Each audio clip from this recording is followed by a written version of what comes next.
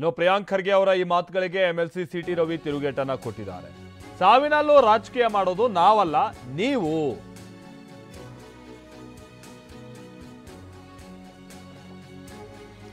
ಸುಳ್ಳು ರಾಜಕಾರಣ ಮಾಡ್ತಾ ಇರೋದು ನೀವು, ನ್ಯಾಯ ಕೇಳ್ತಾ ಇರೋದು ನಾವು.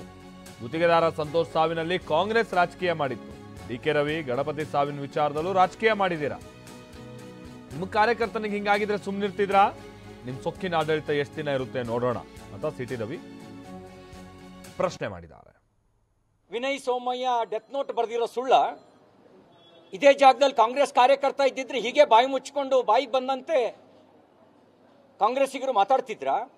ಪಾತ್ರ ದಾರಿಗಳು ಬದಲಾಗಿದ್ರೆ ಆಡಳಿತ ಪಕ್ಷ ಬಿಜೆಪಿಯಾಗಿ ಬಿಜೆಪಿ ಶಾಸಕನ ಮೇಲೆ ಒಬ್ಬ ಕಾಂಗ್ರೆಸ್ ಕಾರ್ಯಕರ್ತ ಹೀಗೆ ಡೆತ್ ನೋಟು ಬರೆದಿಟ್ಟು ಆತ್ಮಹತ್ಯೆ ಮಾಡ್ಕೊಂಡಿದ್ರೆ ಏನು ಮಾಡ್ತಿದ್ರಿ ನೀವು? ಆಕಾಶ್, ನಿಮ್ಮ ಜೊತೆ ಕೆಲಸ ಮಾಡಿದ್ದು ಬಹಳ ಖುಷಿ ಆಯಿತು.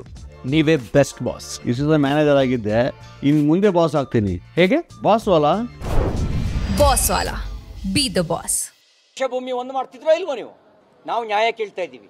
ವಿನಯ್ ಸೋಮಯ್ಯನ ಸಾವಿಗೆ ನ್ಯಾಯ ಬೇಕು. ಕಾನೂನಿಗಿಂತ ದೊಡ್ಡವನು ಯಾರೂ ಇಲ್ಲ. FIR ದೂರು ಕೊಟ್ಟರು ಕೂಡ FIR ದಾಖಲಿಸಲ್ಲ ಅಂತ ಹೇಳಿದೆ. ನಾಚಿಕೆ ಇಲ್ಲ ನಿಮಗೆ? ವಿಧಾನ ಪರಿಷತ್ನಲ್ಲಿ ನಡೆದಿದೆ ಅಂಥೇಳಿ ಒಂದು ಸುಳ್ಳು ದೂರು ಕೊಟ್ಟು ನನ್ನನ್ನು ಅರೆಸ್ಟ್ ಮಾಡಿಸಿದಿರಿ ನೀವು. ರಾಜಕಾರಣ ಮಾಡಿದವ್ರು ನೀವು. ಸಾಯಿಸಿ ರಾಜಕಾರಣ ಮಾಡೋದು ಕಾಂಗ್ರೆಸ್ನ ನೀತಿ.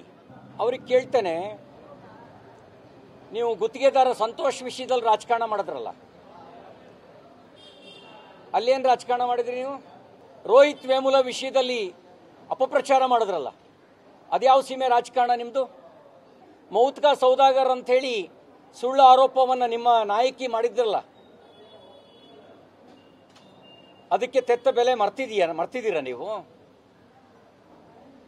ಈಗಲೂ ಅಪಪ್ರಚಾರ ಮಾಡ್ತೀರಿ.